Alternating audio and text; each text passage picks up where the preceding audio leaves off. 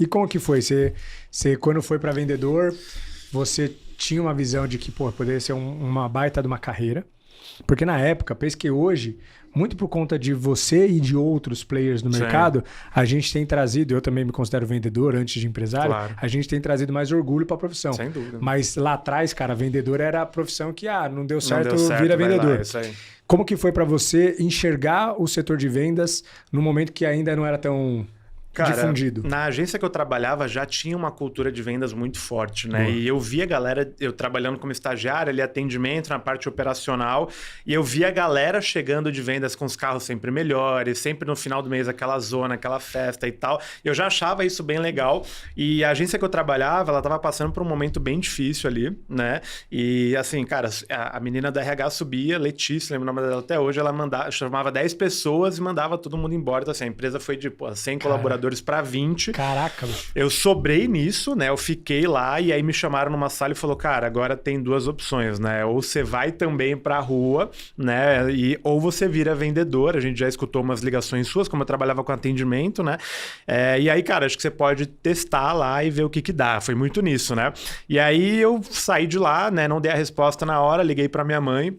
Minha mãe é uma baita vendedora, né? Baita vendedora.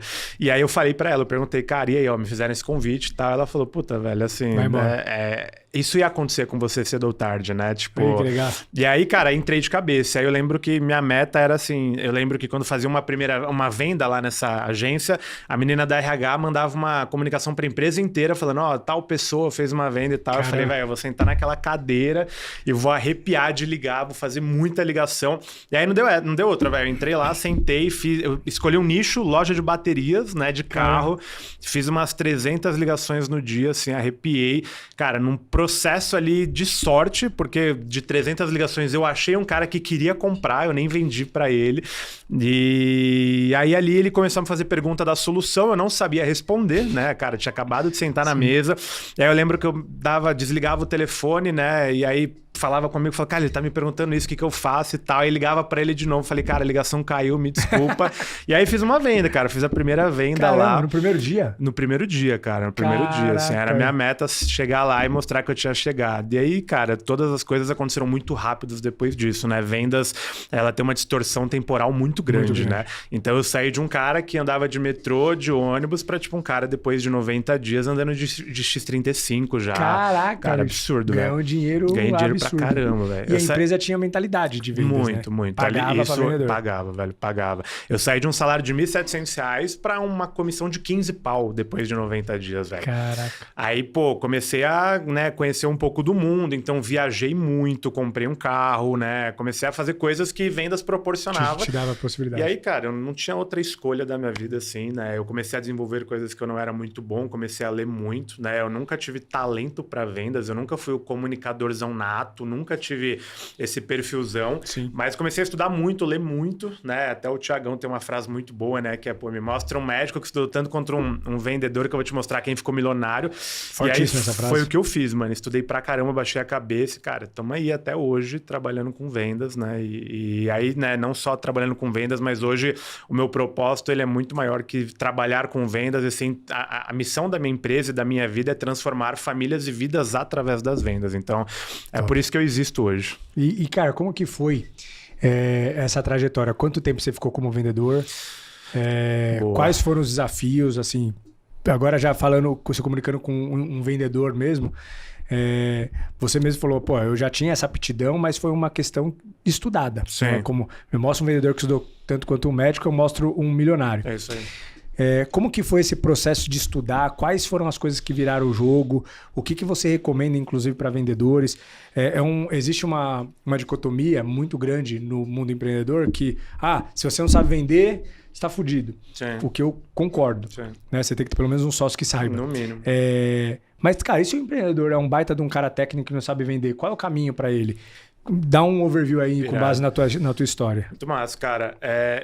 Eu vejo que existem dois tipos de empresários, né? O empresário técnico e o empresário comercial.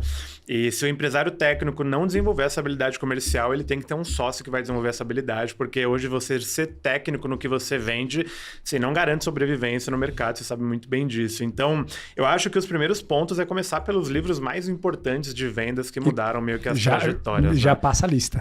Cara, eu acho que um livro que fez uma distorção temporal no universo de vendas, A Receita Previsível, do Warren Ross, que trouxe muito do outbound, né? Então, assim, esse é um livro de cabeceira de vendas. Por mais que hoje ele já seja um pouco batido pro mercado que a gente convive, de inside sales, a galera um pouco mais, vamos chamar de startupeira, né? Porra, pro cara que não tem ainda esse conhecimento em vendas, ele é, porra, um baita de um livro. Tem um livro muito bom em inglês também, que é... Você acha que esse é o pra começar? Eu acho que... Tem um outro que chama... Cara, eu vou lembrar o nome dele, porque é do mesmo... É do Warren Ross também, só que ele traz conceitos mais amplos e o Receita Previsível, ele aprofunda muito em outbound. Então, tem um livro que eu acho que... Mas assim, cara, são livros técnicos que ensinam prática, né? Boa. Tem livros que eu, cara, particularmente assim, eu não gosto muito. Tipo, a Bíblia das Vendas. Cara, ele puxa muito mais pra uma parada motivacional do que técnica. Muitos livros de vendas fazem isso. Muitos livros. E a gente não precisa da parte... Claro que é importante, mas assim... É quase que é um pressuposto do vendedor. Tem que ser automotivado, tem que senão ser, tá fudido. Tem que ser, tá fudido, exatamente. Então, pô, Receita Previsível é um baita de um livro. Tem um livro muito bom em inglês, que pra mim é a Bíblia das Vendas de verdade, que chama The Sales Acceleration Formula. Eu não sei se esse livro tem traduzido em português, mas é um puta de um livro também, que traz muito conceito de pré-vendas, vendas e área de Customer Success, como uma área de receita pra empresa também. Tem alguns mais antigos, né, e que hoje são métodos que eu não utilizo mais, como Spin Selling, que é uma Bíblia das Vendas também, mas hoje eu já uso métodos um pouco mais avançados, né? Mas também é um baita de um livro.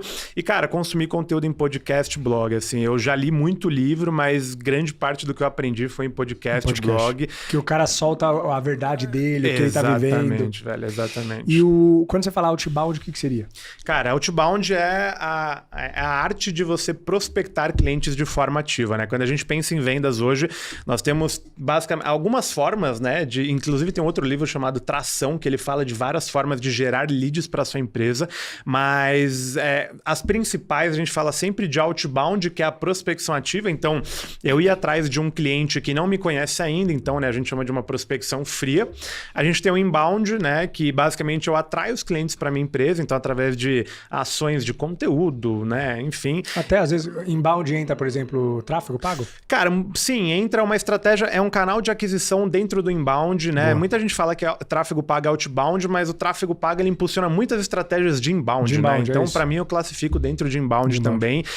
Sistema de indicação, não aquela indicação orgânica, onde seu cliente ele te indica quando ele quer, e sim construção de um sistema. Então, a prospecção ativa ela é uma forma, né? E aí, qual que é a característica do outbound da prospecção ativa? É você gerar os seus melhores clientes que mais vão te pagar, porque basicamente a prospecção ativa é uma forma de conseguir clientes que você escolhe a dedo qual que é o cliente que você está indo atrás, né? Diferente do tráfego, do inbound, que você faz uma ação e vai vir um monte de lead. Pulveriza a gente. Exatamente. O outbound a gente mira no cliente, que a gente chama hoje, que é uma parte polêmica também, mas eu não gosto mais do conceito de Ideal Customer Profile, o ICP, né? Eu acho um conceito já meio batido. Então a gente fala hoje de mapa do cliente ideal, e o ICP, e a prospecção ativa, ela te traz esse cliente que é o mapa, que está dentro do seu mapa do cliente ideal.